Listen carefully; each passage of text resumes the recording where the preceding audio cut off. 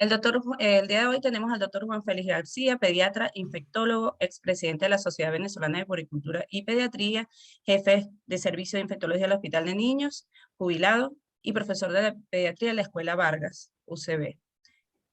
Nos acompaña también la doctora María Rosas, egresada de la Universidad Experimental Francisco de Miranda como médico cirujano, pediatra puericultor, jefe infectólogo pediatra del Hospital de Niños, actualmente adjunto al Hospital de Niños, doctor Jorge Lizarraga de acá de Valencia, infectólogo pediatra del mismo, así como profesora de posgrado UC. Coordina la consulta de pediatría de HIV/SIDA, es ex miembro de la Comisión Nacional de Inmunizaciones, así como actual miembro del Comité Científico de nuestra sociedad y miembro de la Sociedad Venezolana de Infectología.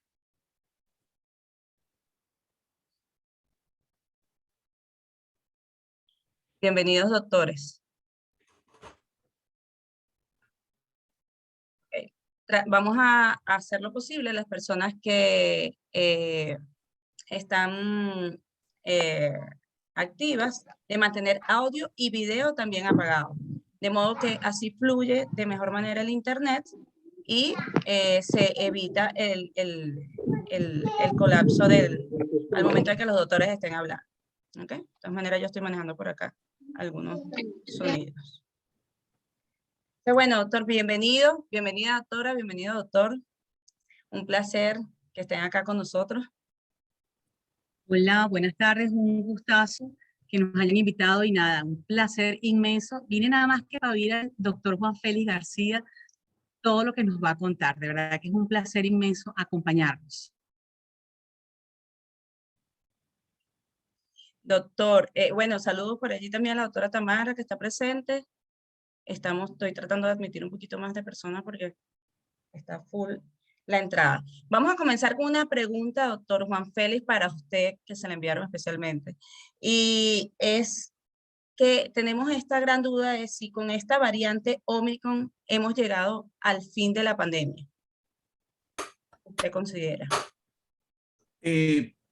Considero que no. Que hemos visto en los últimos años que la mala vacunación en algunos sectores y en algunos países da origen a mutaciones. Lo que ha pasado con Omicron ocurrió en Sudáfrica, una zona con apenas un 7% de población vacunada. Antes habíamos tenido Delta, de procedencia de la India, y antes habíamos tenido una cepa o una variante brasilera de Brasil. En conjunto, tenemos 3 países en los que la vacunación es incierta, lenta, frágil, débil, o bueno, o invadida por los segmentos antivacunas que procuran que la gente no vaya a colocarse su vacuna. Alguien muy optimista y muy importante dijo recientemente, esto se acaba con la variedad Omicron, porque la variedad Omicron es una simple gripe, y aquello se acuñó de tal manera, la simple gripe, que la gente se volvió loca.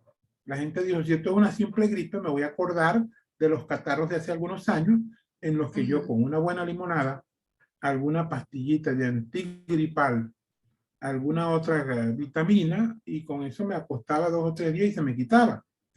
Eso ha creado una falsa sensación de que la pandemia está por eliminarse. Y si por el contrario el Omicron da paso a una variante más agresiva, eso no lo sabe nadie. Nadie.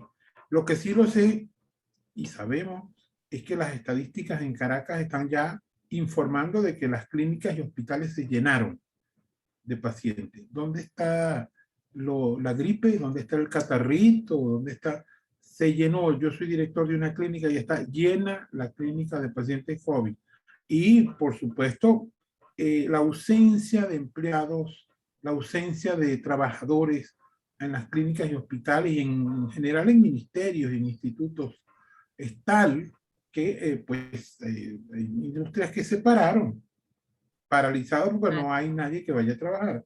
No van a trabajar porque sí, en efecto hay una cepa Omicron, pero esa cepa da fiebre, da dolor de cabeza, da tos, da malestar, da dolores musculares, que respeta el tejido pulmonar y a lo mejor no hay neumonía o los síntomas respiratorios bajos o lentos. Es posible, pero ese paciente no te puede ir a trabajar, no solo por la clínica que tiene, sino porque es un gran transmisor de enfermedad, y lo que nosotros estamos haciendo es váyase a su casa. Incluso es tan la cantidad de gente que muchos infectólogos decidimos no mandar a hacer el examen para documentar la infección, porque sencillamente tiene en épocas de pandemia todos los síntomas respiratorios son Omicron. Tal cual, recordemos con influenza, que hubo un momento en que la directora de la OMS dijo, todo lo que sea respiratorio en este momento pandémico es influenza. Por lo tanto, no estén hurgando en exámenes, hurgando en esto. El que se lo pueda hacer, que se lo haga, o el que se lo pida por cuestiones de viaje o de otro tipo, pues que se lo haga. Pero el Estado se ahorraría un buen dinero si el clínico decide mandar a casa al paciente y mandarlo con indicaciones muy claras, que por supuesto espero que las comenten los muchachos. Muchísimas Sí, gracias, yo doctor. quiero, Erika, Ajá. también apoyar al doctor. Yo creo Ajá, que si perfecto. algo nos ha enseñado estos 2 años de pandemia es que no hay nada cierto. Y dar vaticinios como que ya después del Omicron todo está dicho y va a ser una simple gripe y vamos a hacer lo que hacemos todos los años, nuestras gripes anuales, es como muy apresurado. Lo que hasta hoy es cierto es que coronavirus y el SARS-CoV-2 tienen una altísima capacidad mutagénica. Y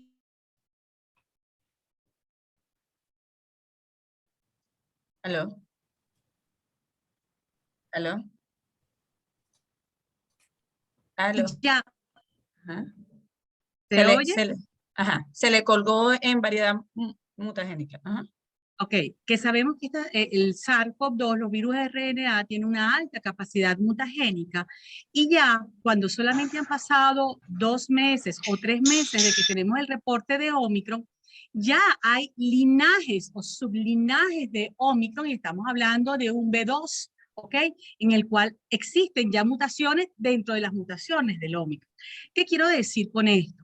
Recordemos que este es un virus y una de las cosas que nos ha demostrado Omicron es su capacidad de evadir la respuesta inmune en pacientes que ya han tenido infecciones por SARS-CoV-2. Entonces, como bien dice el doctor, ¿quién me dice a mí que en esos miles de millones de personas que se están infectando ahorita, afortunadamente de forma mucho más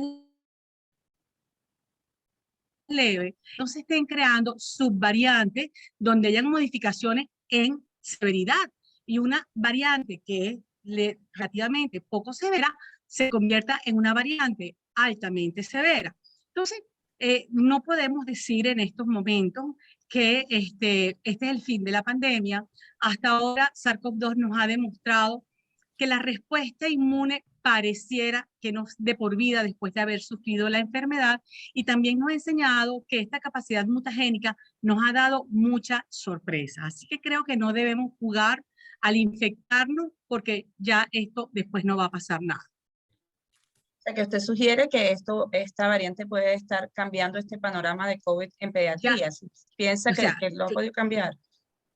yo creo que hay muchas cosas que han cambiado el COVID en pediatría. Uno, el conocimiento con el tiempo y las diferentes variantes, pues nos han hecho evidentemente pasar de que la infección por SARS-CoV-2 no infectaba a los niños, ya sabemos que sí infecta a los niños. Después pasamos a que los niños se infectan, pero no son transmisibles. Actualmente sabemos que son tan transmisibles como los adultos. Y actualmente, tal vez que ha cambiado el Omicron, que ciertamente con las variantes anteriores, el niño era poco frecuente que nosotros viésemos niños sintomáticos, ¿ok? De hecho, al principio, incluso la estadística de Venezuela, vamos a hablar de lo que tenemos nosotros reportado, nuestro porcentaje eran 3-4%. ¿Qué ha pasado a nivel mundial con la población pediátrica? Uno, ha aumentado a nivel mundial el número de casos reportados pediátricos, no solamente como sintomáticos, sino también como pacientes hospitalizados. Eso puede deberse a varias cosas. Antes de que apareciera el Omicron, el aumento o la masiva vacunación de edad de riesgo por encima de los 20 años, ¿a quienes dejaban más desprotegidos? Al pediátrico. Entonces, sabemos que las vacunas han sido altamente efectivas para disminuir mortalidad y severidad de la enfermedad y, por supuesto, al no tener tanta población susceptible, pues obviamente los niños empezaban a aumentar la casuística y en Estados Unidos habían reportes del 24 y hasta 30%. Pero, ¿qué otra cosa ha cambiado con Omicron? O sea, primero sí, hay más niños, pero el Omicron, pienso yo, y es mi percepción personal, actualmente conocemos a los pacientes, o sea, tenemos un montón de niños sintomáticos con Omicron. Antes, ¿cuántas veces tú decías, ese niñito mocoso es un Omicron? ¿No? Tú tenías muchos pacientes asintomáticos que tú sabías que probablemente eran COVID porque la mamá, el papá estaba infectado, entonces alguien hacía una prueba y salía positivo. Pero es que ahorita tenemos un montón de niños con catarros, con gripe. Entonces yo creo que obviamente ser una cepa, perdón, una variante mucho más transmisible, pues hay una gran cantidad de niños infectados y en esta cepa, en esta variante, disculpen que a veces me equivoco, en esta variante particularmente, yo sí creo que hay justamente como se ha demostrado que la replicación y la carga viral en fosa respiratoria es mucho mayor, la sintomatología respiratoria alta es prácticamente imposible de evitar. ¿Ok? Entonces, aun cuando sí sigue habiendo un gran porcentaje de pacientes asintomáticos, en pediatría, la gran cantidad de niños sintomáticos que estamos viendo definitivamente es diferente a lo que vimos en Delta, es diferente a lo que vimos en todas las demás otras. Entonces, sí ha cambiado porque tengo población que no está vacunada y obviamente son las que tienen mayor riesgo, y ha cambiado porque me parece que esta variante da mucho más sintomatología y definitivamente rompió el mito de que en los niños no hay SARS-CoV-2. Sí, excelente, doctora. Ciertamente estamos viendo muchísimos más pacientes con síntomas. Eso es una clave en este punto. El doctor Juan Félix le hacen una pregunta por acá. ¿Deben tomarse medidas adicionales por la contagiosidad? ¿Usted considera? Mire, las medidas no tienen por qué cambiar. Lo que yo le exigiría desde este espacio y a los médicos que nos están oyendo, a todo el que pueda multiplicar la información, es que se cumplan las medidas de contingencia. La medida de contingencia más importante es el uso de mascarilla. Usted póngale al lado la contingencia, póngale al lado el gel, póngale al lado los ambientes ventilados, póngale al lado la vacuna. Pero ¿cuál es el parámetro para nosotros más importante? Una mascarilla bien colocada. Cuando usted sale a la calle, usted ve la mascarilla de corbatín, de bandana, de múltiples maneras, o no la tiene. Párese en un semáforo y meta el ojo en el autobús que tiene al lado o en la buseta que tiene al lado para que vea lo que no quiere ver. Pues ahí está el problema, que la transmisibilidad se sigue manteniendo. Y en enfermedades contagiosas como Omicron, imagínese un individuo que estornude allá adentro. ¿Ah? Entonces, fíjense bien, nosotros en el hospital de niños ya van por 2.000 o más pacientes pediátricos en nuestra base de datos. Y nuestra base de datos empezó a mayo, más o menos mayo del 2000, llegamos al 2001, al 21, estamos en el 22, y bueno, se siguen anotando. Los casos Omicron son los que yo contaría desde el 22, porque Omicron acaba de llegar a Venezuela. Yo no tengo Omicron en el 21, ni tuve Omicron en el 20. Y hay diferencias entre ellos. La primera cepa, perdóname, Mariales, me copié de ti. La primera variante que tuvimos, que fue la original, era una variante de adultos. Entonces, toda la literatura que a nosotros nos llegaba era para adultos. La neumonía y la cosa aquella, y el antiviral y el esteroide y cuánta cosa hay, hasta que llegó la brasilera. La brasilera hizo un sesgo hacia la infancia y nos dio unas características. Era una enfermedad de familia, no requería pacientes con riesgo, con factores de riesgo, como la anterior. Usted podía tener la familia infectada sin que hubiera factores de riesgo allí. Claro, el factor de riesgo, el asmático, el oncológico, el VIH, etcétera, el cardiópata, eso también sumaba. Luego encontramos con una gran cantidad de niños con la cepa brasilera con diarrea. Dios mío, ¿qué vamos a hacer los pediatras? Vamos a empezar a hablar de nuevo de otra medicina, otra pediatría. Cuando llega Delta, llegó una cepa muy agresiva, también pediátrica.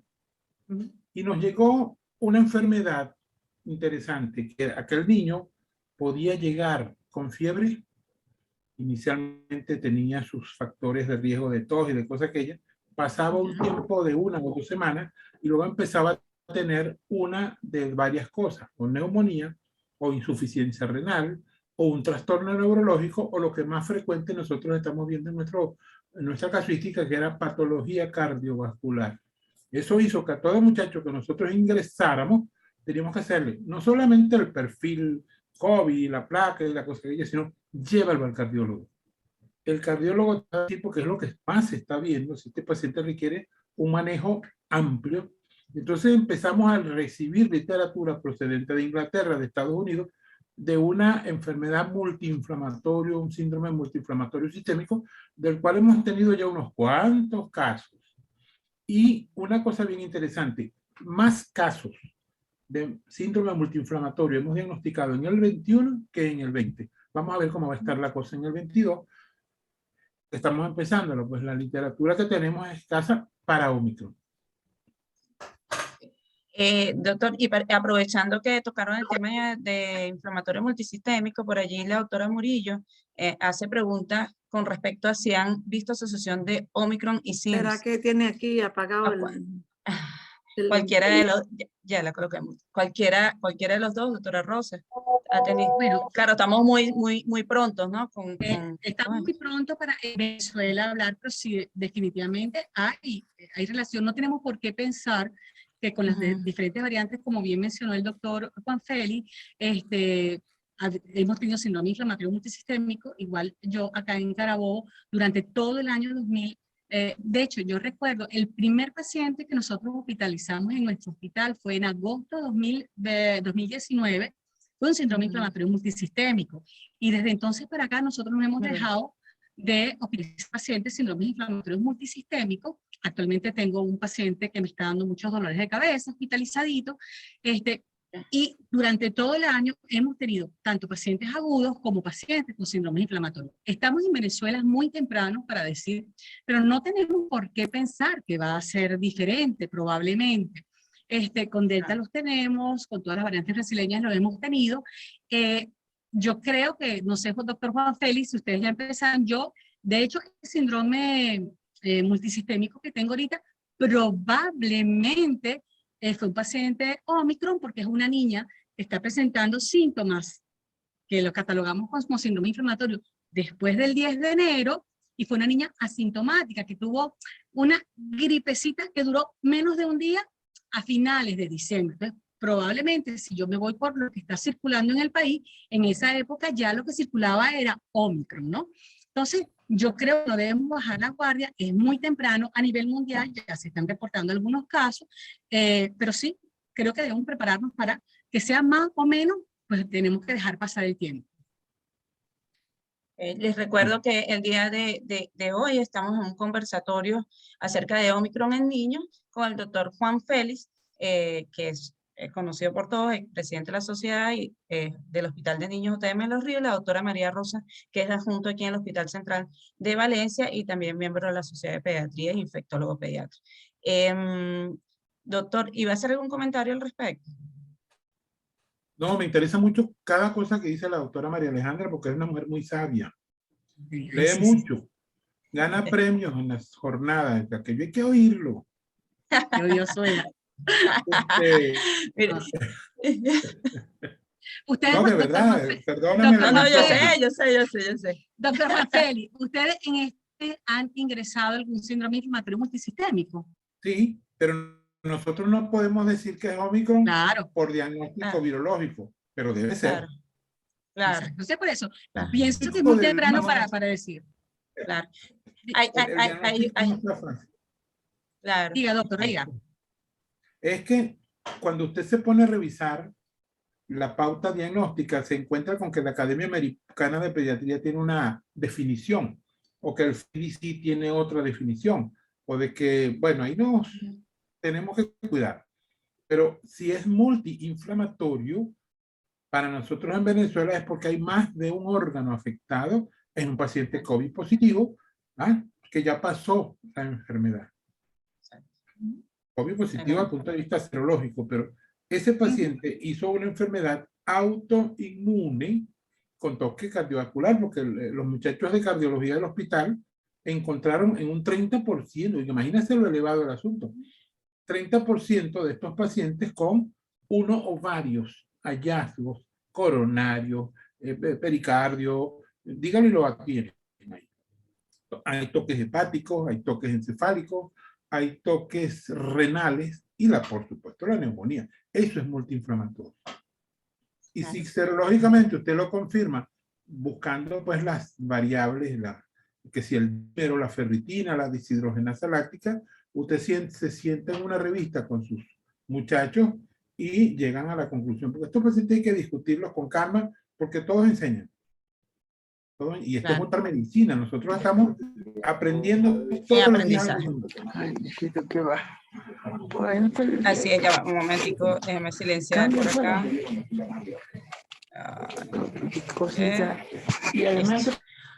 Ok, listo. Okay. Se queda bien. Erika, ok, perfecto. Si quieres, como tú estás ahorita en todo, te iba a decir, si quieres, para que yo también ir leyendo, cuando tú estabas ahí ocupadita, están haciendo preguntas acerca del diagnóstico. Diagnósticos en niños, por ejemplo, ¿cuál es el día idóneo para diagnosticar? Si un papá en casa hay adultos y hay un adulto que ha tenido síntomas y está diagnosticado, si yo debo hacer pruebas a mí.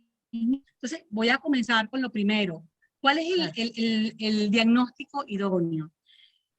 Bueno, recordemos algo. Primero que, y quiero insistir porque nosotros insistimos mucho en eso, las pruebas serológicas no sirven para hacer diagnóstico agudo de enfermedad. Cuando un paciente tenga una prueba serológica positiva, ese paciente muy probablemente ya no está infectante y hemos perdido una semana para evitar la diseminación de la enfermedad. Entonces, por favor, nosotros pedimos pruebas serológicas, y fíjense que ustedes cuando hablan con adultos, los adultos les dicen, no hagan serología nunca. Nosotros sí las hacemos, ¿por qué? Porque tenemos un síndrome inflamatorio multisistémico, entonces en algunos pacientes que sospechamos síndrome, pedimos serología como para confirmar que ese paciente ha estado en contacto con SARS-CoV-2, ¿verdad? Entonces, si yo quiero hacer un diagnóstico agudo, yo tengo dos pruebas moleculares y pruebas antigénicas. Recordemos que ninguna prueba es 100% sensible. ¿Qué significa eso? Que siempre voy a tener un porcentaje de probabilidad de falsos negativos. Es por eso que en estos casos, la clínica, la sospecha y el contacto y el nexo epidemiológico es extremadamente importante. Nosotros hemos tenido pacientes que nos han salido PCR negativas, pero que el papá, que el entorno familiar hay algún positivo y que el paciente se nos está presentando con dificultad respiratoria al séptimo día, con una neumonía. A mí me pueden decir lo que quieran en el laboratorio, eso es un COVID positivo hasta que se demuestre lo contrario. Entonces, de esas dos pruebas, la antigénica y la PCR o molecular, en pediatría en particular, la PCR es mucho más sensible y las pruebas antigénicas tienen un mayor porcentaje de falsos negativos, y mientras más pequeño el niño, hay un estudio en España donde hablan de hasta un 50% de sensibilidad. Eso significa un 50% de falsos negativos en niños por debajo de los 4 años. Por eso es que nosotros siempre hemos dicho que si tú tienes un niño y mientras más pequeño es, lo ideal, y que usted quiera hacer diagnóstico, lo ideal es que hagamos una reacción en cadena de polimerasa, una PCR. Sabemos que los costos de la PCR son muchísimo más altos que una prueba antigénica. Entonces, ¿cuál es la recomendación? Y más ahora que tenemos esta variante Omicron, donde sabemos que muy probablemente si usted hace la prueba el primero o el segundo día, vas a tener aún más probabilidades de falsos negativos. Entonces, para responder, ¿cuáles son las pruebas para hacer diagnóstico agudo? Solamente dos. Antígeno o PCR en moco nasal. ¿Ok? ¿Cuál es la ideal PCR en moco nasal. Si yo necesito hacer una prueba antigénica porque no tengo cómo cubrir costos de una PCR, la recomendación de toda la literatura es espérese entre el tercer y el quinto día, tercer, cuarto día, que es donde probablemente tengas mayor carga viral y tengas menos probabilidades de hacer falsos negativos con antigénica.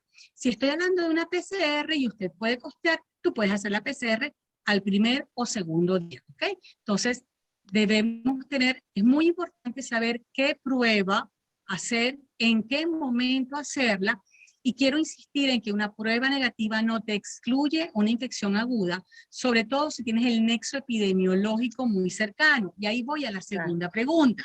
Si yo tengo un adulto en casa infectado, y hay dos preguntas, yo voy a contestar una y la segunda se la dejo al doctor Juan Félix. Tengo el niño sintomático. ¿Necesito hacerle prueba al niño? Tú me preguntas a mí, en la Venezuela de 2022, donde los costos son altísimos, y con la transmisibilidad tan alta que tiene la variante Omicron, yo no gasto dinero en una prueba antigénica ni PCR. Si tú tienes un niño, contacto directo de un adulto positivo, que ya has documentado positivo, ese niño es un COVID hasta que se demuestre lo contrario, y debes manejarlo como un COVID hasta que se demuestre lo contrario. Y entonces la otra pregunta que se la voy a decir al doctor Juan Félix, porque a mí me llaman la viva: doctor, mamá está infectada, los niños no han tenido síntomas, ¿justifico que yo le esté haciendo prueba a esos muchachitos asintomáticos para tomar alguna decisión? Muy bueno, muy bueno. Usted me recuerda que en adultos, hasta un 40% de los adultos con COVID son asintomáticos. Otra cosa que me recuerda su comentario es que los niños adquieren la enfermedad en la casa. ¿Quién le pega la enfermedad al niño? El adulto que viene de la fábrica, del banco, detrás del trabajo, pero viene de la calle. Cuando papá llega a la casa, lo reciben alegres sus hijos y papá se quita, si es que la trae, se quita la mascarilla y viene la parte bonita del saludo familiar, pero ahí viene el contagio. Es decir, un papá positivo me va a contaminar, indudablemente que me va a contaminar al niño, porque como lo han dicho nuestros infectólogos líderes, es la enfermedad más contagiosa que se conoce después del sarampión. Es decir, todo el mundo se va a enfermar. Con la fortuna de que los niños también o hacen una clínica asintomática o hacen una clínica leve. Entonces, lo que también están diciendo nuestros infectólogos es que si el paciente puede mantenerse en casa, hágalo. Pero en casa tiene que mantenerse con mascarilla puesta y aislado, si es posible, si hay alguna clínica, en su habitación, y que los niños no tomen contacto, porque el niño, pues, también va a sufrir la enfermedad. ¿No creen ustedes que es que ahí es niño y no le va a dar? Sí. Yo pienso que no necesitan, y en los momentos actuales no se necesita mandar a hacer pruebas, por los costos que dice la doctora Mariana. Los costos hacen que el país nos recordemos del país en donde vivimos. Los costos son muy elevados. Entonces, el diagnóstico en COVID es clínico más que serológico, más que microbiológico, más que virológico. Por eso es que los pediatras están epidemiológico. Y epidemiológico. Epidemiológico. Sí, sí. O sea, recordemos que siempre que estemos ante una pandemia, y incluso OMS, todo el mundo dice, ante una pandemia ya establecida, cuando tú tienes los síntomas claros y específicos, todo lo que sea eso, o sea, todo lo que sea una gripe es COVID hasta que se demuestre lo contrario. Y si tienes el nexo epidemiológico tan cercano, o sea, de verdad, claro, no tienes por qué ponerte a hacer exámenes a cada rato. No es necesario hacer las pruebas. Hay una pregunta que creo que es importantísimo responder en el público, que viene, parece, no de colegas, sino de representantes, y sí quiero que la respondan casi al unísono. ¿Los niños se pueden vacunar y en qué edades se deben vacunar? Porque está un poco repetitiva la pregunta y me encantaría que ustedes dijeran si es segura la vacuna, si se deben vacunar los niños, para los representantes que se encuentran en la sala. Y bueno, si ellos se pueden sentir tranquilos, si ha sido efectivo, qué han visto ustedes, cuáles son los resultados que tenemos a nivel mundial y bueno, los que han visto ustedes hasta ahora. Cualquiera de los Doctor dos. Juan Adelante, Félix. María. ¿Ah, yo? Ok, bueno. Sí. Sí, definitivamente sí deben vacunarse. Ya hay mucha data publicada. Primero que estamos hablando de más de 100 millones de vacunas colocadas en pediatría. Y voy a hablar de las vacunas que colocamos en Venezuela. O sea, yo pienso que vamos a ubicarnos porque estos papás probablemente están acá. Entonces, vacunas, la gente llama las vacunas chinas, que es la Sinopharm y la Sinovac, son vacunas de plataforma a virus muerto. Entonces, son vacunas que ya hay más de 100 millones de vacunas con esa plataforma en pediatría colocada a nivel mundial. La primera gran experiencia, la primera gran data fue en China justamente, que fueron los primeros estudios que demostraron efectividad y seguridad en mayores de 3 años, pero ya están saliendo, acaban de salir hace una semana, 2 semanas, la data de Chile. Recuerden que en Latinoamérica, el otro país que comenzó a vacunar con este tipo de vacunas fue Chile, y también comenzó a vacunar en grupos bien temprano. Y ya tenemos datos de varios países. ¿Qué dice la data? La data dice que es una vacuna muy segura, que hasta ahora no se han reportado efectos adversos severos, que lo que se ha reportado, fíjense, es de un 3 a un 4% máximo de efectos leves. O sea, que es lo que vemos con todas las vacunas. ¿Cuáles son los efectos que se han visto con mayor frecuencia? Dolor, fiebre, molestia, pero que no se han reportado efectos severos importantes. Y los estudios hasta ahora de efectividad y de inmunogenicidad también han demostrado que es una vacuna única en la edad pediátrica. Entonces, en conclusión, es una vacuna segura, que tenemos suficiente data a nivel mundial que la avala, con una plataforma ya conocida para pediatría, que no tiene absolutamente ningún riesgo de producir la enfermedad, que es uno de los grandes temores que los padres tienen, que no es que es una vacuna nueva, es una vacuna conocida, y que creo que debemos promover con seguridad la colocación de las mismas. Lo que siempre decimos, en nuestro país hay 2 vacunas, otras 2 no vacunas, propuestos de vacuna que están utilizándose o promoviéndose, que es la Abdala y la Soberana, de la cual nosotros no decimos que son malas, simplemente decimos no las conocemos. Por lo tanto, cuando no tenemos data publicada de un producto biológico, y más de un producto tan importante como es una vacuna, nosotros no podemos promover su uso. Fíjense que somos muy cuidadosos, y no es por miedo, es porque es verdad, yo no puedo decir que es mala. Yo no tengo ni un solo estudio que me diga que es buena, ni que me diga que es mala. Entonces, lo que yo puedo decir con seriedad es, no la conozco, no la puedo promover, y debo promover el uso de vacunas que están demostradas, estudiadas y publicadas. Sí se debe colocar la vacuna en niños que tengan 3 años o más. Ya hay estudios en niños más pequeños, todavía no los tenemos, pero pronto vendrán, sobre todo con vacunas de RNA. Pero hoy en Venezuela, todo niño de 3 años o más debe recibir esta vacuna. Doctor Juan Félix. Bueno, es que con comentarios así yo no tengo más nada que decir. Sin embargo, la vacuna contra el COVID llegó tarde a la infancia venezolana. ¿Quién es el segmento poblacional nuestro menos vacunado? La infancia. Entonces, ese atraso, esa negación, cualquier comentario, pero no estaba la infancia vacunada cuando ya había trabajos documentados de éxito, de FITEQUAD, etcétera. Entonces, el niño se convirtió en un alto riesgo de transmisión. Entonces, ya está llegando la vacuna a la infancia venezolana. Estamos un poco más tranquilos, porque entonces creemos que el niño puede ir al colegio, creemos que el niño tendría un poquito más de defensa. Hay muchas cosas que se dicen en la vacuna, pero no hay cosa mejor que tener un muchacho vacunado y mandarlo para el colegio vacunado y con las medidas de contingencia. Por supuesto que se consiga la maestra y que se consiga el personal, el chofer del autobús y el portero vacunado. Pero lo que me queda de comentario es que la infancia venezolana fue la que última llegó a la vacunación. Pero creo que nos estamos poniendo en cuenta. Niño menor de 2 años no tiene nada que hacer en la calle. Por lo tanto, es desde 3 años en adelante. Sí, sí, señor doctor. Hay preguntas interesantes de representante, que es que si estuvieron todos con COVID, si la familia estuvo enferma, ¿cuánto tiempo debe el niño esperar para vacunarse? El niño, ya que sus padres estaban vacunados, el niño ¿cuánto debe esperar? Adelante, María. Bueno, recordémonos, y voy a aprovechar porque también leí algunas preguntas de entre Ajá, aislamiento y cuarentena y lo voy a empatar todas esas cosas.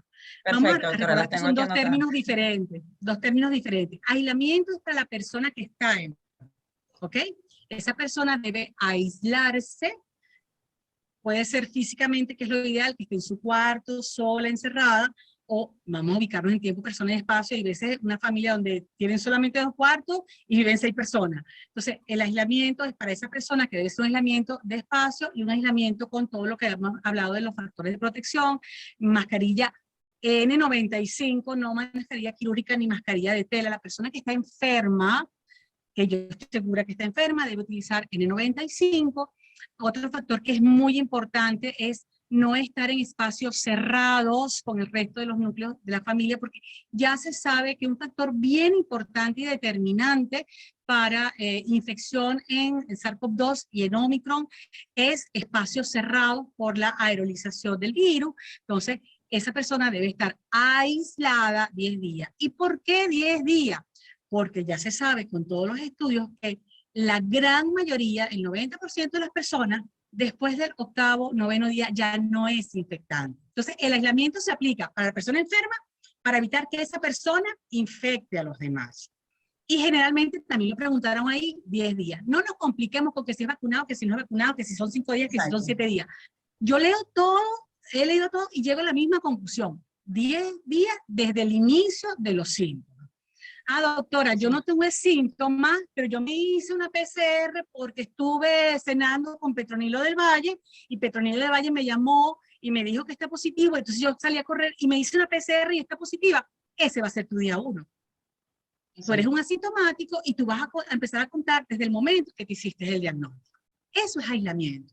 ¿Qué es cuarentena? Cuarentena se aplica a los contactos de la persona infectada. ¿Qué significa? Todas aquellas personas que han estado en contacto y que tienen la probabilidad de estar en un periodo de incubación aun cuando no tengan síntomas. Entonces, esas personas deben estar también aisladas, en cuarentena, ¿verdad? Aisladas del resto de las personas que no están en contacto con ellas, porque yo no sé si cualquiera de esas personas, uno, está en periodo de incubación y dentro de 5 días comienza a presentar síntomas. Y recordemos que con COVID, con la enfermedad, las personas son infectantes desde 3 días, de 2 a 3 días previo a presentar los síntomas. Entonces yo no voy a aislarme cuando tengo síntomas.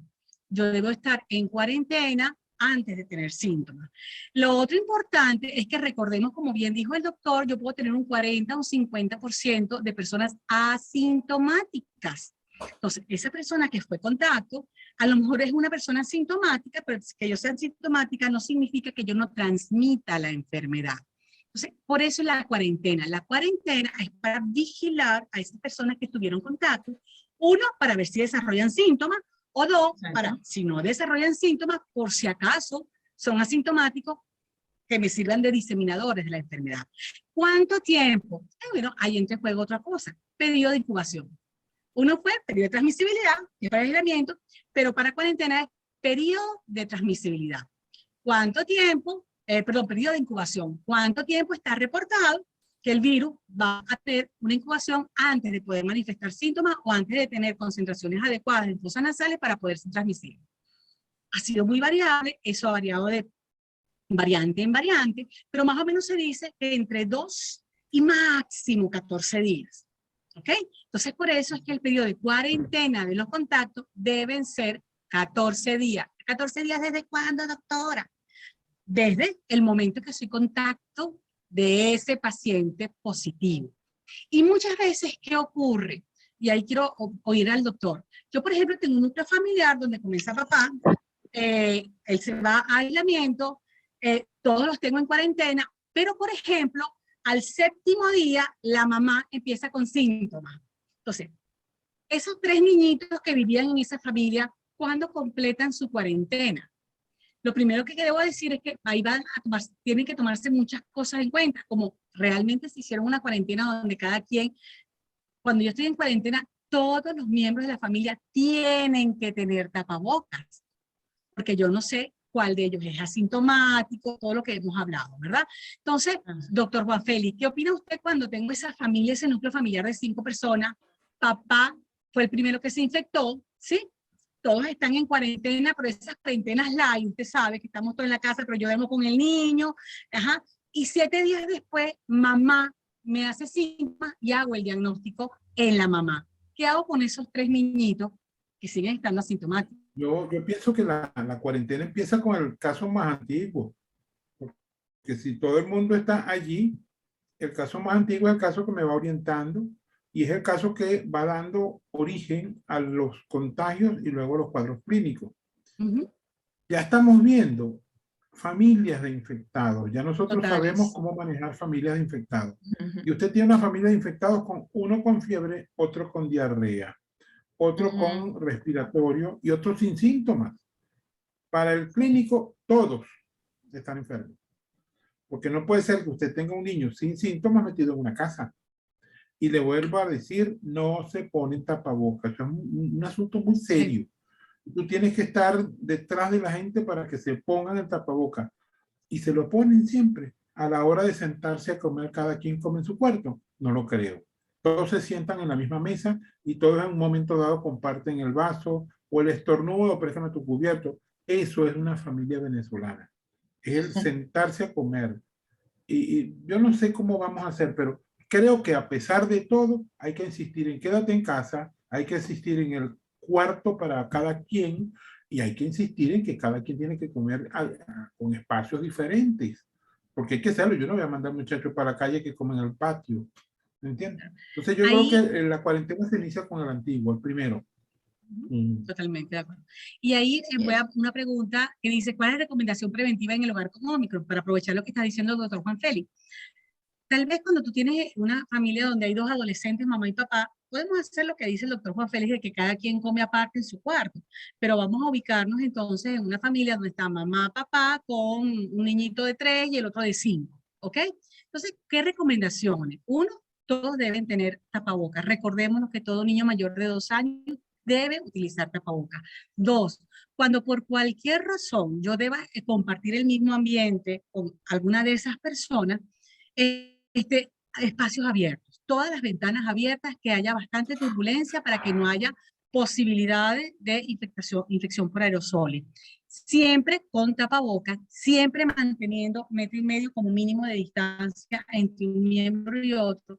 Doctora, los niñitos van a comer. ¿Qué les digo yo a las mamás? Ok, si tú vas a acompañar a tu niño que va a comer, uno, no me pongas a los 2 niños a comer al mismo tiempo. Primero come un niño, sírvele la comida, tú nunca te quites el tapaboca, siéntate a 1,5 metros, 2 metros, que tú le hagas compañía a tu bebé, ¿verdad? Pero él se quita el tapaboca, él come solo, tú te quedas con él vigilante, ventanas bien abiertas. Después que el niño come, él se tapa boca, lavado de manos, viene, se va para el cuarto y después trae para el otro. O sea, hay medidas que aún en núcleos familiares donde tengamos que hacer atención dirigida a nuestros niños, debemos conocer y debemos implementar. Ventilación es sumamente, así como es importante el uso de tapabocas, por favor, ventilación de los ambientes. Siempre que esté en un espacio con otras personas, que sean espacios abiertos. No nos metamos en el cuarto todos con aire acondicionado, aun cuando tengamos tapabocas. ¿Ok? Sino que si yo estoy varias personas en un solo cuarto, deben estar las ventanas abiertas. Y si yo tengo que acompañar a mi hijo a comer, yo no tengo por qué quitarme el tapabocas, estoy en un sitio bien ventilado, me siento lejos de mi bebé, él come y yo voy a supervisar. Más o menos esas son las medidas que deberíamos implementar.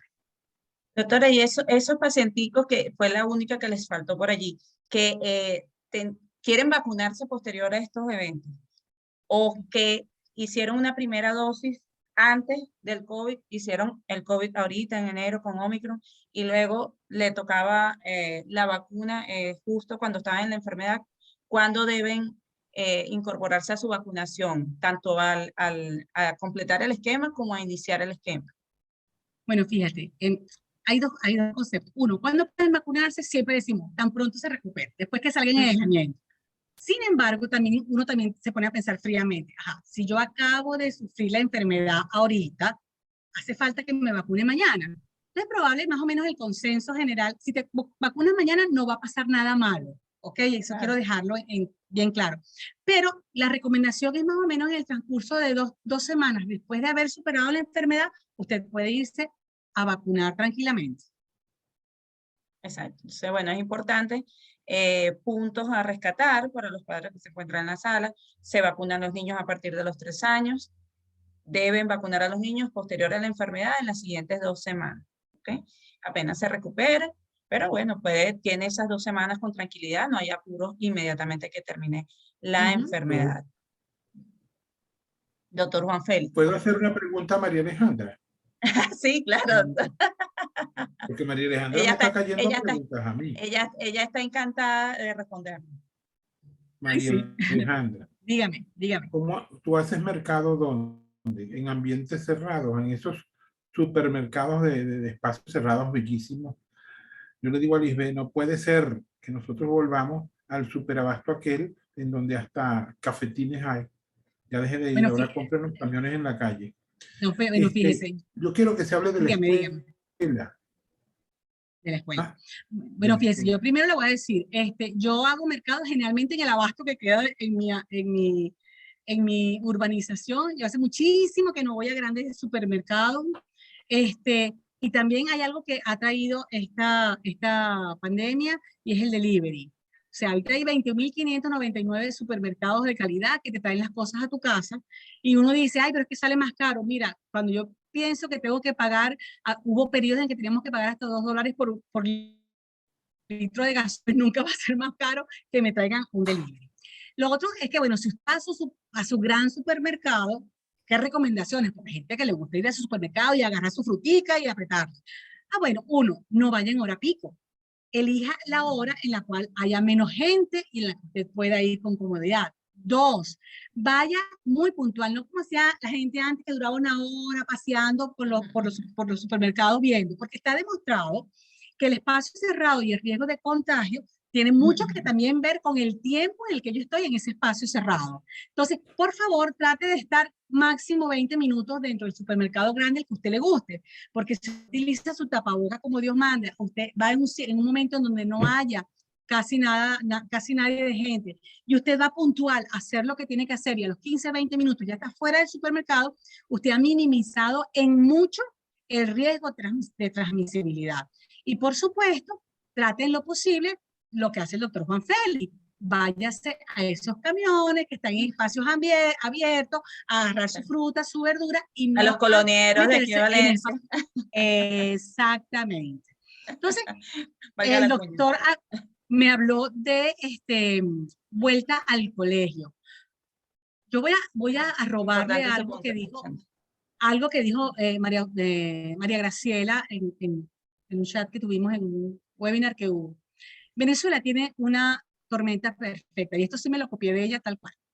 Tenemos el mayor pico de coronavirus en el país descrito en los 2 años de pandemia, ¿ok? Hasta el Estado lo ha tenido que reconocer. Tenemos no tenemos pruebas diagnósticas, o sea, no tenemos cómo hacer diagnósticos reales y seguimiento de lo que está pasando.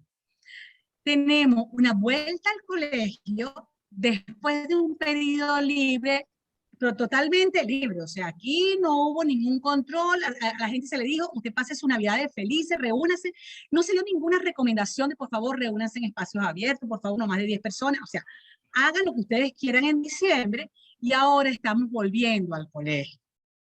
Entonces, es la tormenta perfecta para que tengamos lo que estamos viendo. Y estamos viendo que en los colegios se han disparado los casos de SARS-CoV-2 en pediatría, en unos colegios en los cuales, fíjense, yo no estoy en contra de iniciar la escolaridad. Yo pienso que la escolaridad se debe iniciar, pero evaluando individualmente cada zona. Probablemente no es lo mismo la cantidad de casos que tenemos en Caracas o que hay en Valencia con los casos que hay, no sé, en Cumaná. O sea, o dentro de Cumaná hay un poblado donde prácticamente no hay casos. Yo pienso que la escolaridad primero la decisión debe individualizarse según cómo esté la circulación del virus en la zona. Pero claro, para eso necesito estadística sólida y necesito poder hacer diagnósticos en tiempo real en mi localidad. Pero además de eso, si yo vuelvo a la escolaridad, porque yo considero que en mi zona están disminuidos los casos, etcétera, ¿en qué condiciones?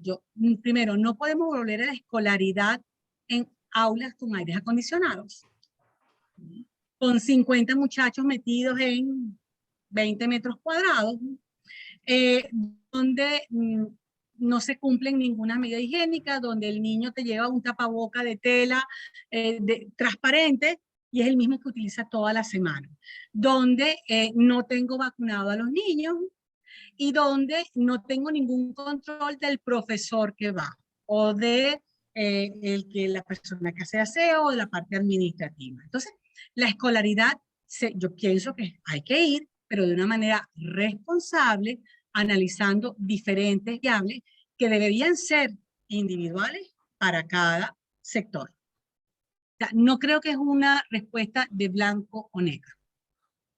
Sí, y Bien. Doctor Juan Félix, asesorarse ¿usted qué también los opina? colegios. ¿Usted qué opina, Sí. doctor? Hace unas cuantas semanas atrás, y esto es una nota de prensa, hubo el regreso a clases y a los pocos días se detectaron casos en 14 colegios en la ciudad capital. Entonces, eso generó la alarma porque se dieron cuenta de que ahí estaban los espacios cerrados, ahí no se estaban llevando medidas de contingencia y no todo el mundo estaba vacunado. Y lo que veníamos diciendo, el niño no estaba vacunado. Entonces, vamos a ser sinceros en eso. Yo creo que aquí hay una cantidad inmensa de gente conectada. Eso me tiene muy contento. Sí, Y hay que tenemos hablar todo. Yo no sé 260 cuánto. participantes y muchísimos saludos, doctor, para los dos. Gracias. Sí. Yo no sé cuánto tiempo nos queda, pero a mí me gustaría hablar también del daño colateral. ¿Qué No, pasó? tenemos tiempo, doctor. ¿Sí? Sí, Porque tranquilo. no dejemos escapar nada. Y sobre todo el daño Así es. colateral que es tan importante. ¿Qué pasó con ese niño que se quedó en la casa? Porque aquel eslogan de quédate en casa se impuso. Claro. Se impuso y yo quiero que María me apoye en lo que me falte por decir. El muchacho se quedó en la casa, perdió la escolaridad, perdió los controles de niño sano y de vacuna, perdió los contactos con sus vecinos, y entonces las niñas comenzaron a ser abusadas. Los niños empezaron a comportarse de una manera inconveniente. Llegaron incluso hasta aparecer síndromes extraños, obesidad, trastornos de conducta, de estrés postraumático. Todo eso lo hemos llegado a ver en aquel niño que ha pasado tanto tiempo encerrado. Y ese niño, por supuesto, no solamente el papá perdió el trabajo, el papá no pudo ir a controles de niños sanos, no había gasolina, cómo llevar al muchacho.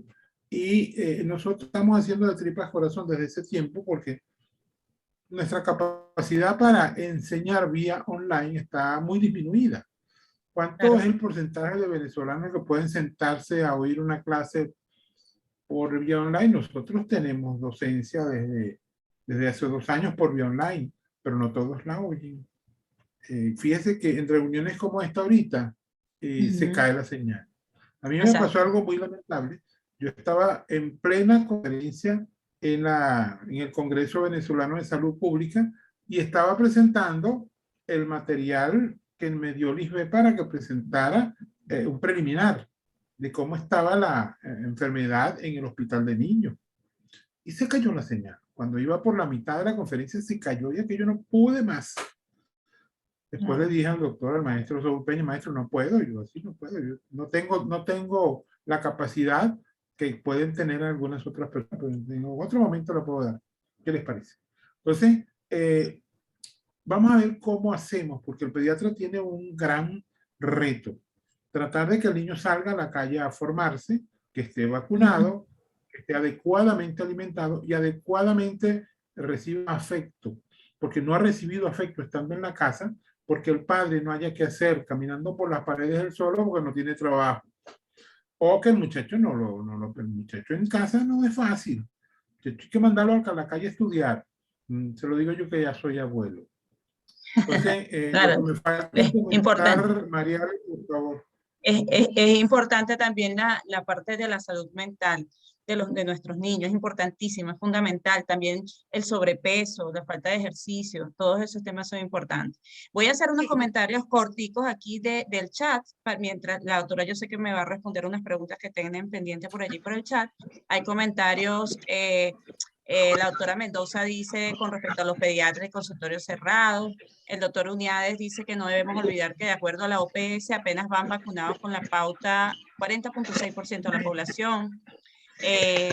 Por acá el doctor Alejandro Crespo también está haciendo un comentario que les invito a que lo lean. Está larguito, pero está bien interesante con respecto a el tiempo de las escuelas cerradas y cómo han afectado. Y bueno, muchos saludos y comentarios. Por aquí está el doctor Morillo, el doctor Giver Morillo, el doctor Juan Félix, ya con 40 años de paso por el JM de Los Ríos, igual a María Alejandra, muy didáctica charla. Le doy la palabra, doctora. Les recuerdo a todos que esto, nuevamente voy a tomar un segundo, de que esto es una reunión de Zoom y que deben mantener audio y video apagado para las personas que se están incorporando. Tenemos más de 253 personas conectadas, se ha mantenido por encima de eso. Y bueno, les agradezco hasta ahora que realmente su atención, ya tenemos una hora, pero bueno, hay bastantes preguntas, hay comentarios y este es el momento y estamos acá, entonces vamos a seguir resolviendo esas dudas que tenemos a los expertos aquí solo para nosotros. Sí, el efecto colateral de no asistir, yo pienso que tampoco tenemos que ser tan duros con nosotros mismos. Nosotros nos estamos enfrentando por primera vez a una pandemia de real. Creo que la pandemia H1N1 se quedó chiquita en comparación con SARS-CoV-2 y al principio eran muchísimas las cosas que no conocíamos y eso llevó a que pues hubiese un cierre completo.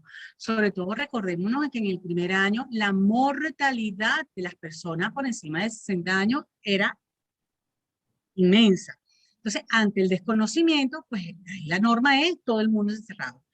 Hoy definitivamente no es igual, o no podemos analizarlo de una manera igual a como cuando comenzó la pandemia, incluso ni siquiera podemos analizarlo a junio del año 2021, porque ya sabemos muchísimo. Tenemos muy claro mecanismos de transmisibilidad, tenemos muy claro cómo prevenirlos, tenemos muy claro cuáles son los factores de riesgo de progresión de enfermedad, tenemos muy claro incluso cosas claras en tratamiento y además de eso tenemos vacunas. ¿Ok? Entonces, yo creo que el problema, estoy de acuerdo en que la nota no es vamos a encerrarnos, porque no. Ya lo que habló el doctor y lo que tú acabas de hablar de todas las escuelas que han ocurrido en estos 2 años, no solamente en la población pediátrica, sino también en las mujeres, etcétera, es más que notorio, pero eso tampoco nos puede dar pie a todo el mundo para la calle desmedidamente. No, el análisis es diferente. Por eso yo digo que en la vuelta a clase no puede ser blanca y negra. Y menos en un país donde, como bien acotó, Unidades el 40% apenas tienen pautas vacunales completas. Entonces, yo no puedo decir, muchos tienen que ir al colegio, vayan todos al colegio, aun cuando, como el doctor Juan Félix está reconociendo, cuando comenzaron hubo un montón de casos positivos en escuelas, para que ese muchachito que no está vacunado se vaya para su casa, que en su casa la abuelita no está vacunada y le dé un COVID severo. Yo pienso que ahorita es una cuestión de, ¿debemos tener escolaridad? Sí. ¿Debemos volver a espacios abiertos? Sí. Pero recordemos esa famosa burbuja, porque nosotros pasamos de nada a burbuja, mi núcleo familiar, y ahorita tenemos que como que ser un poco más selectivos. Si yo voy al colegio, yo perfecto, voy al colegio, pero que todo mi personal del colegio esté vacunado con pauta completa. Que estén muy claras la normativa de que nadie con la más mínima sintomatología vaya al colegio, porque esa es otra.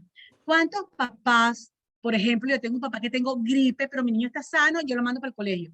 Y a lo mejor ese niño lo que está llevando va a ser un asintomático que está llevando la infección al colegio. Entonces yo pienso que si nosotros queremos y debemos ir a una escolaridad y a una relativa normalidad, eso también implica mucha responsabilidad individual.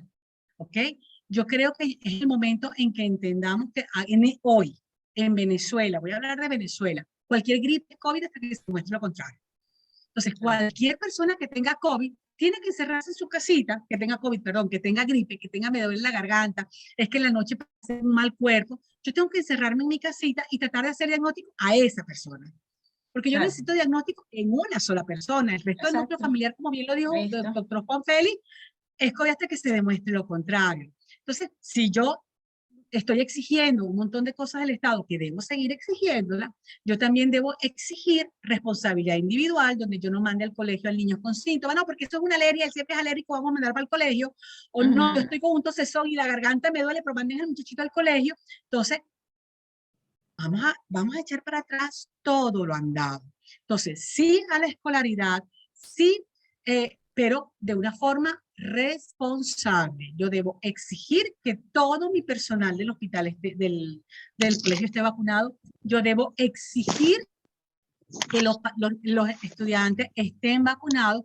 Yo debo exigir que en ese colegio hayan unas pautas mínimas de foro disminuido, de que, por ejemplo, el recreo no salgan los 16 salones, porque hay sección A, B, C, D, X, Y, Z, entonces los 600 muchachitos se van para el patiecito, todos a jugar. Entonces, sí, a la escolaridad, pero con conocimiento de causa y evitando al máximo estas cosas que ya sabemos para el día de hoy.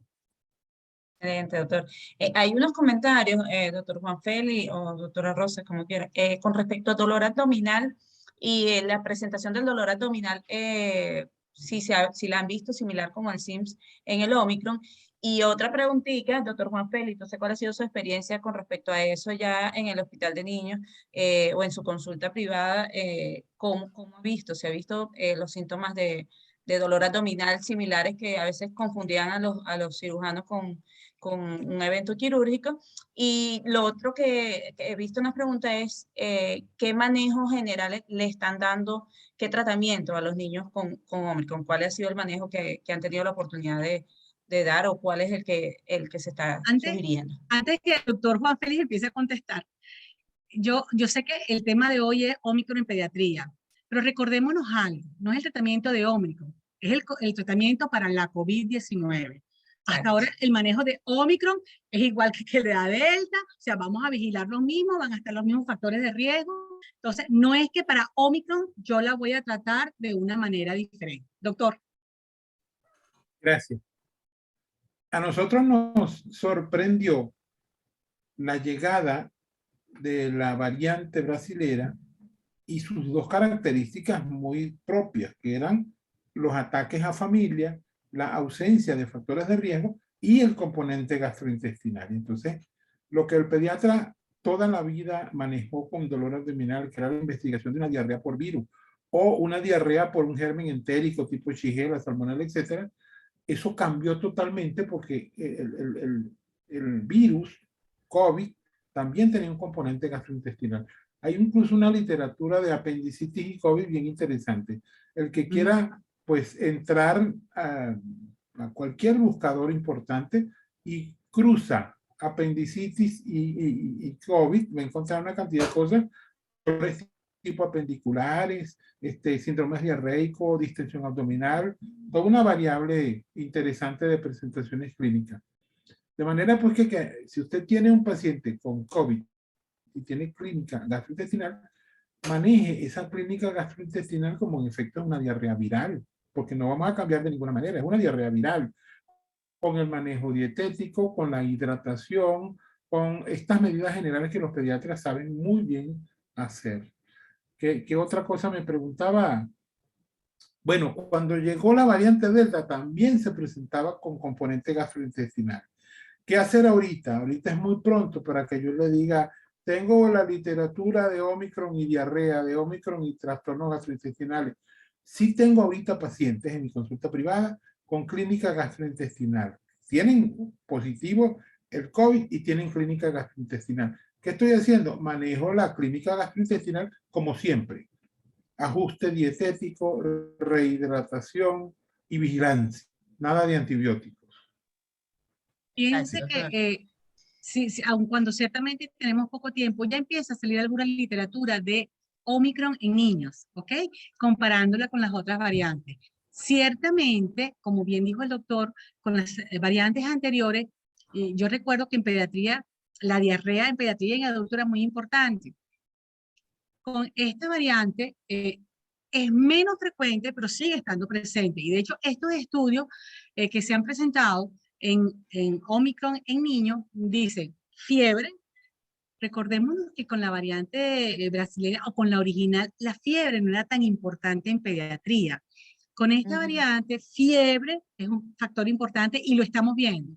Yo no sé que ustedes, que estoy segura que han visto muchos niños, a diferencia de los SARS-CoV anteriores, de las variantes anteriores, tenemos niños con 40 de fiebre 24 horas pegadas. O sea, es una cosa increíble. En esta variante estamos subjetivamente, como dice el doctor, es y a muy las poquito 24 tiempo. horas empieza a descender. Sí. Fiebre muy alta, más que en las otras variantes. Estamos viendo más clínica respiratoria temprana. También son niñitos que comienzan con moco y con tos más tempranamente. Y hemos tenido niños con evacuaciones con diarrea, sí, pero menos que con las variantes anteriores. Pero ustedes me dicen a mí hoy, en Venezuela, con todo lo que estamos viendo, toda diarrea viral, tengo que descartar un COVID. Toda diarrea viral, porque también estamos viendo niños donde simplemente tienen, están viniendo, estoy viendo últimamente dolor abdominal y diarrea. ¿Ok? A veces sin fiebre, comienzan con dolor abdominal, diarrea y uno que otro vómito. Y después al tercer, cuarto día puede presentarse la fiebre. Entonces yo pienso, es lamentable. Hay una pregunta que hicieron por ahí al principio, ¿cuánto Omicron hay en Venezuela? Ya la doctora Pujol ya nos dijo que el 80% o más de lo que está circulando en Venezuela es Omicron, ¿ok? Por lo tanto, pero también nos dijo otra verdad, todavía hay Delta circulando. ¿Okay? Así que no bajemos la guardia pensando que todo es Omicron.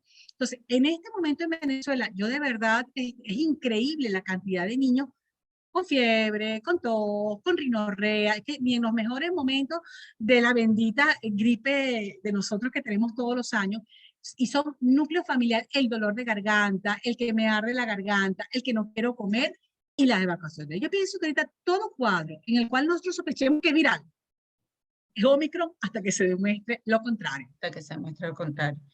Por acá voy a leer algunos comentarios de la doctora Yadira Arma, que es oftalmólogo pediatra. Ella refiere oftalmología. Otro efecto colateral es el inicio de los cuadros de miopía y el aumento de la misma. Importantísimo. Por acá el doctor Roque Acuat, ¿cuán difícil es la convivencia con el SARS-CoV-2 en cualquier escenario? ¿Ustedes creen que estamos llegando al game over con este Omicron? Bueno, eso fue lo que comentamos iniciando. Lo comentamos iniciando.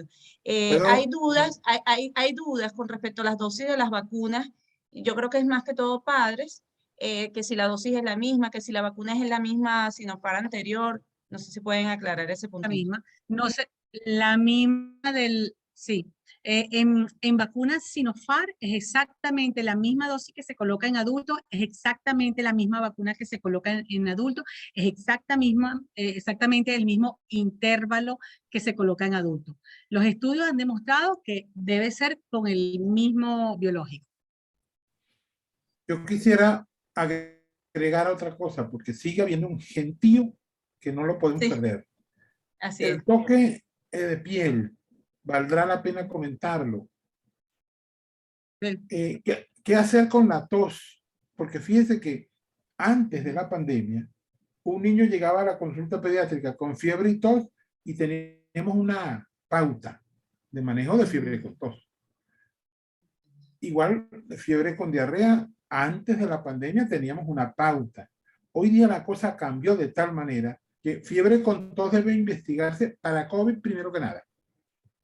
Ahora, yo tengo en este momento un pacientico con fiebre, dolor abdominal, vómito y una erupción. ¿Qué tal? Entonces, no te voy a preguntar más, Mariane, porque me va a dar pena. Sobre si Roque Aguad, mi sabio infinito compadre, está por allí. Da tu opinión, chico.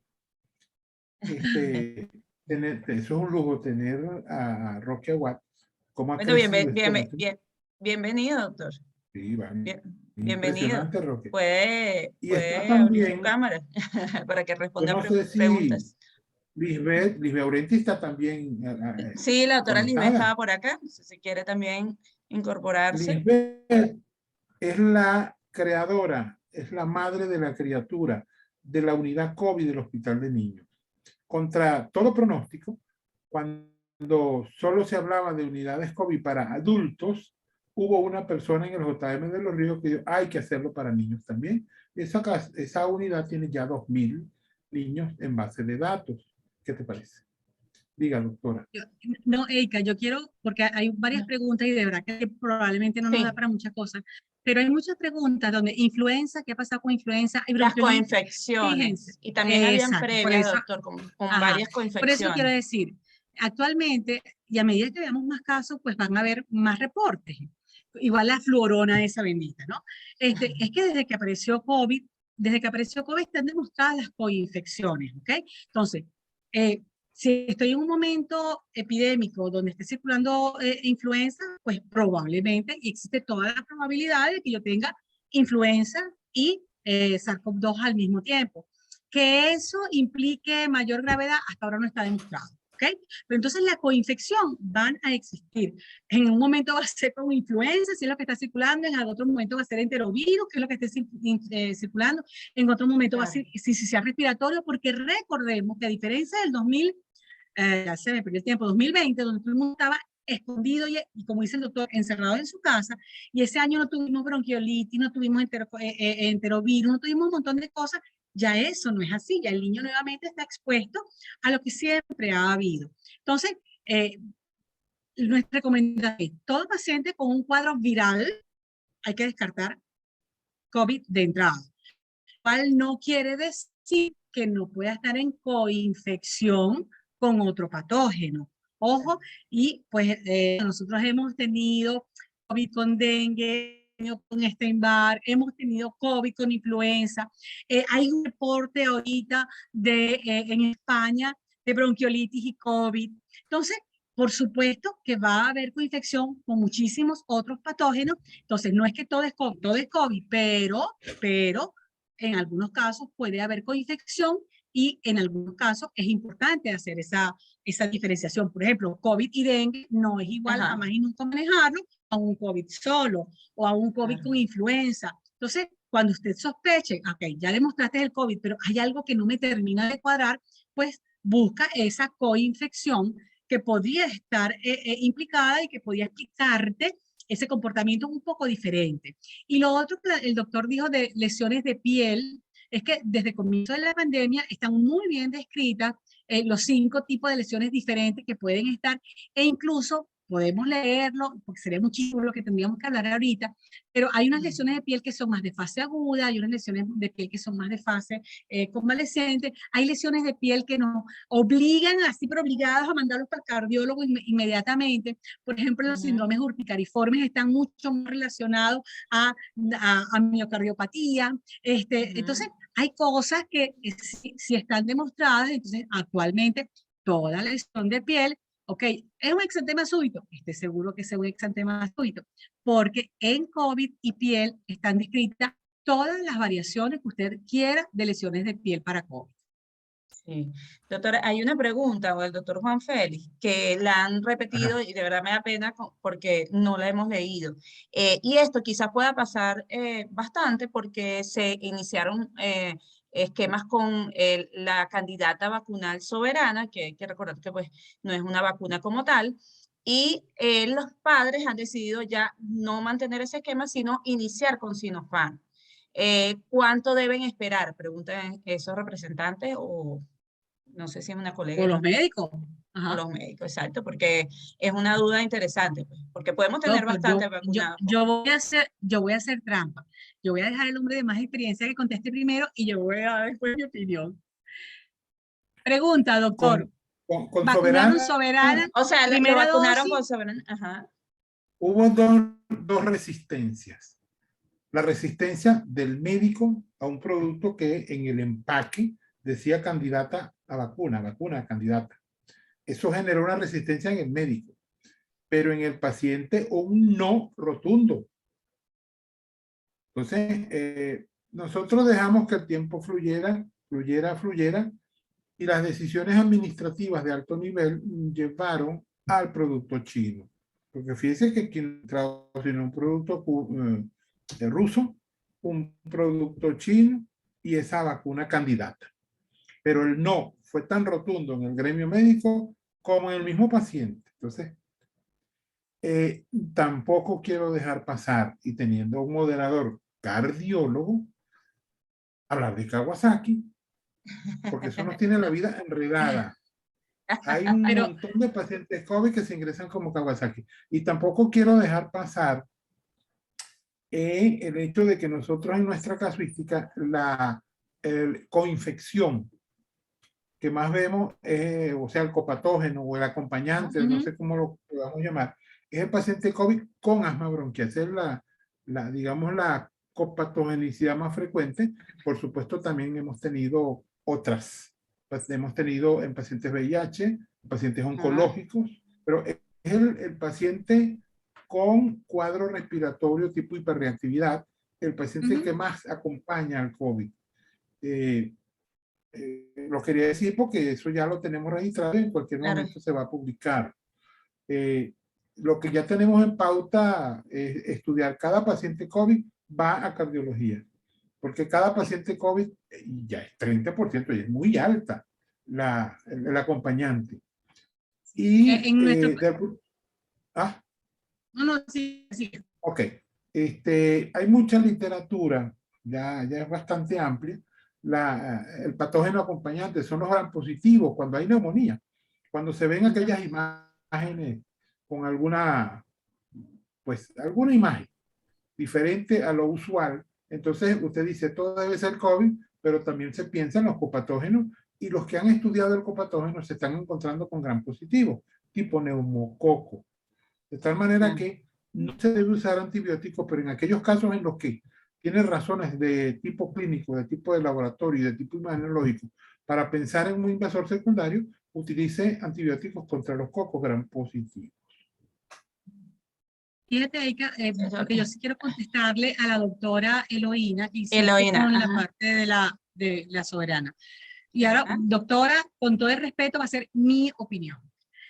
Mi opinión es, primero, yo no puedo dar una opinión así como diciendo, es así, porque vuelvo y repito, cuando no sabemos ni siquiera qué es la soberana, ¿cómo puedo yo decirle a usted, va a haber interferencia o no va a haber interferencia? Si no hay interferencia, póngase la mañana misma. Mi recomendación, justamente, al ser un producto, un biológico que no conocemos, y tomando en cuenta nuestra experiencia en vacunología, donde aquellas vacunas que tienen interferencias entre ellas, ¿cuál es el tiempo mínimo en la cual las colocamos unas con otras? Un mes. ¿Sí? Porque yo la entiendo y usted tiene que darle una respuesta a su familiar. ¿Sí? Yo diría, si van a cambiarla, no colocarla antes del mes, y esa es una opinión personal. No tengo nada objetivo escrito que lo diga, pero basado en la vacunología, donde cuáles son los pacientes en los cuales tú puedes tener interferencia, cuando tienes dos vacunas vivas al mismo tiempo, que no la colocas al mismo tiempo, cuando tienes unas conjugadas, no siempre, por ejemplo, meningococo y neumococo, tú la colocas generalmente con un mes de diferencia para que no haya interferencia. Entonces, mi recomendación, y esta es una recomendación, vuelvo y repito, personal basada en eso, porque no he leído nada al respecto, es no colocar no iniciar el nuevo esquema con vacuna Sinopharm antes de un mes de haber colocado el otro biológico, ¿ok?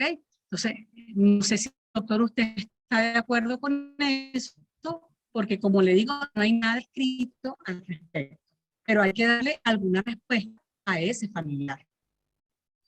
Bueno, excelente, doctor. Por ahorita, bueno, ya sí tenemos 1 hora y media. Voy a leer un comentario por acá del doctor Roque Acuad. Con respecto a SARS-CoV-2, lo consideramos un inmunodesordenador de órganos y sistemas. Pienso que por eso lo variopinto de sus signos, sintomatología, las condiciones COVID-19 dependerán del paseo estacional que transitamos y cuánto duremos con él como protagonistas. Así que los demás agentes serán actores de reparto. Sí, señor. Y por eso acá dijimos, todo es COVID y si tengo la duda, busquemos lo demás. pero siempre descartar COVID. Exacto, bueno, Sí. todavía tenemos acá conectados 237 personas. Por acá la doctora Emily Salazar refiere, se dice que la variante Omicron es menos letal que la Delta, pero pienso que aún es pronto para aseverarlo, porque uno se desconocen los efectos a largo plazo de esta variante, tanto en adultos como en niños, y muchas personas piensan que es igual a una gripecita. ¿Qué tal las complicaciones en pediatría, aunque el paciente sea asintomático? Y con eso, bueno, un toquecito a lo que me dijo el doctor con respecto a cardiología. No sabemos todavía si esto se va a comportar igual, no tenemos por qué pensar que va a ser diferente. Recordemos que esto se comporta como un ataque autoinmune a nuestras arterias coronarias, produciendo dilatación, miocarditis en caso de insuficiencia mitral, derrame pericárdico, que lo hemos conseguido. Hace poco hice 19 electrocardiogramas en pacientes, en deportistas, de los cuales un porcentaje son posterior a COVID. Son deportistas de alta competencia y hemos tenido algunos hallazgos electrocardiográficos bien interesantes, como bloqueos de rama en algunos casos, hipertensión en algunos casos. O sea, hay cosas que tenemos que ver, y estamos hablando de pacientes que tuvieron COVID en el 2021.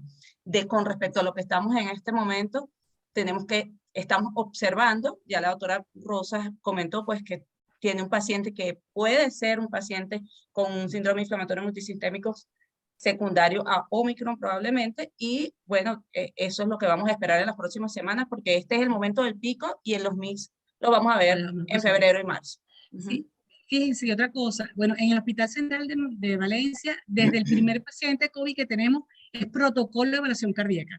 El 100% de nuestros pacientes COVID tienen evaluación cardíaca una vez que hacemos el diagnóstico. Y estoy más o menos en el mismo porcentaje que dijo el doctor. Más o menos el 30%, lo que más vemos es derrame, pericarditis, y afortunadamente no hemos tenido, ninguno hemos tenido dilatación, pero sí refringencia y engrosamiento y dilatación de las ectasia de las coronarias. Afortunadamente, todos han evolucionado con buena evolución, pero las tenemos. Y lo otro importante, que quiero aprovechar el comentario de la doctora Emily, es que recordemos, ¿no?, que el síndrome inflamatorio multisistémico no está relacionado con la gravedad de la sintomatología que tuvo el paciente. La gran mayoría de los síndromes inflamatorios multisistémicos que hemos tenido son niños que fueron leves o asintomáticos. Por lo tanto, es que el Omicron sea leve, no me dice que a lo mejor no vaya a tener yo síndrome inflamatorio multisistémico. Y lo otro que tampoco está necesariamente relacionado con severidad de la enfermedad es el long COVID o el COVID prolongado, que cada vez está más descrito en pediatría. Hay literaturas que nos están hablando de 8, 10, 11%.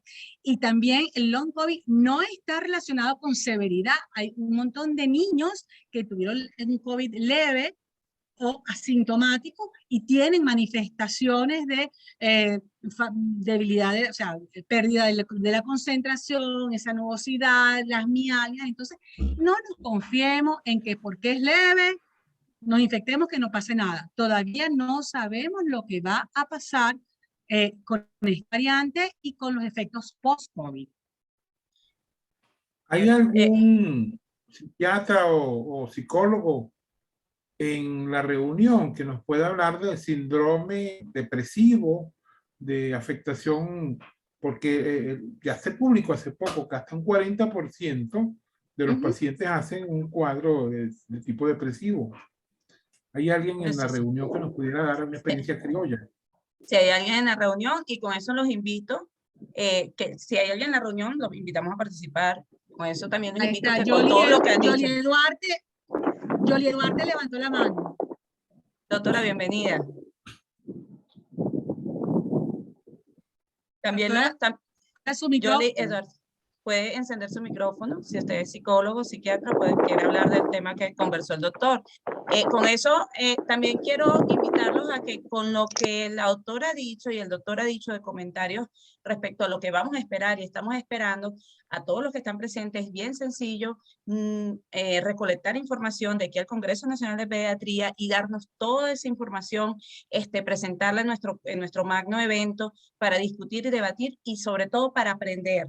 ¿ok? Yo como no puedo perder este chance porque sencillamente si usted ve 5 pacientes en una consulta y de esos 5 pacientes usted tiene algún resultado, con esos 5 pacientes usted nos puede enseñar muchísimo y no necesariamente necesita tener 100 pacientes para darnos una data desde cualquier parte de Venezuela que esté, porque es importante. Quizás es la única forma de tener una recolección epidemiológica medianamente decente en este momento para nosotros informarnos de lo que está pasando en nuestro consultorio, en nuestros hospitales y en nuestras clínicas, invitarlos a recolectar la información y llevarla a nuestro Congreso Nacional. No sé si la doctora abrió el micrófono. Voy a invitarlos, ya vamos cerrando la reunión, quiero invitarlos esta semana, quedan otras reuniones que son de las distintas filiales, tenemos la filial Falcón, con esta reunión súper interesante, la Comisión de Lactancia Materna, esta era hoy, estaba en WhatsApp, seguro ustedes todos la tendrán guardada, la Comisión de Lactancia Materna el jueves a las 5 de la tarde, está súper chévere, tenemos las jornadas de aniversario de la filial Anzoátegui, están todos invitados, y bueno, los invito siempre a suscribirse porque esta charla estará grabada y será llevada a nuestro canal de YouTube, le colocan Educación Médica Continua y por allá pueden escucharla nuevamente desde el inicio. Bueno, comentarios finales, doctor, para ir cerrando. Yo Doctor Juan Félix, sí, comentario. estoy fascinado, no le puedo decir otra cosa, estoy fascinado con esta reunión. El haber estado al lado de la doctora María Alejandra fue un lujo para mí. Y usted es un gran moderador. Y estoy viendo pediatría de calidad, esto es pediatría de calidad. Vamos a seguir en esto. Muchísimas gracias. Muchísimas gracias a usted, doctor, por aceptar la invitación. De verdad, yo me siento honrada porque, bueno, yo fui alumna allá en el hospital cuando estaba en cardiología y sé lo valioso que es tenerlo aquí con nosotros. La doctora Rosa, siempre es un placer, pues estas charlas con usted siempre son lo máximo también. Y gracias por siempre decirme que sí, pues siempre me dice que sí. Comentarios finales a todos nuestros colegas que se encuentran todavía en sala. ¿No? Primero, gracias a la Sociedad Venezolana de Pediatría por seguir insistiendo junto con la Sociedad de Infectología, tengo que decirlo, en la docencia de calidad, en traernos ante todas las adversidades, mantenernos bien informados. De verdad que es un placer, por favor no nos descuidemos. Yo sé que nosotros como pediatras debemos llevar calma y cordura, pero con información real. Recordemos que hay una infodemia donde mucha información es cierta, pero también hay mucha información falsa. Debemos mantenernos actualizados y nosotros somos los primeros que debemos transmitir la calma, y la mejor forma de transmitir calma y confianza es hablando con datos reales, hablando realmente y claramente a nuestra población. Entonces, por favor, como sé que los pediatras venezolanos nos caracterizamos por ser de altura, estudiosos, preocupados, y uno se da cuenta cuando lee todo el montón de, no sino de orgullosa de ser venezolana y orgullosa de estar con ustedes compartiendo el día de hoy. Sí, y de verdad que tremendo fórum que tuvimos, quórum, todos atentos hasta el final, de verdad que estamos orgullosos de que en la Sociedad de Pediatría nuestros pediatras siempre están dispuestos a aprender, tuvimos un año fantástico el año pasado y sabemos que este año va a ser muchísimo mejor. Yo creo que por favor vacunen, insistan en la vacunación, no podemos escuchar pediatras diciendo que no pueden vacunar. Vacunen a nuestros niños a partir de los 3 años, ¿ok? Tomen ya, esta información está en todas las redes, pueden informarse, es importante que se informen antes de hablar con sus representantes. Y cuando tengamos cualquier enfermedad, mantenernos en casa, guardarnos en casa, tomar el tiempo que debemos tomar también para que nuestro cuerpo se recupere. Es importante que sus pacientes recuperen esta parte inflamatoria, recordando que este virus es un proceso inflamatorio general y debemos verlo así, que parece una gripe, pero que probablemente no sea tal cual esta gripe, que no sabemos qué vamos a ver con respecto al Omicron en una semana. Y bueno, queremos que estemos atentos y que tomemos las previsiones que debemos tomar. Tapabocas, los aerosoles, me parece que es fundamental que recordemos que los aerosoles al final es el detalle de todo. Espacios cerrados, mayor dispersión. Hay que mantenernos en espacios abiertos. Y bueno, muchísimas gracias a todos. Doctor Juan Félix, Un besote, espero que el café le haya alcanzado, Sí. porque nos pasamos un poquito más. Todas las jarras. Entonces,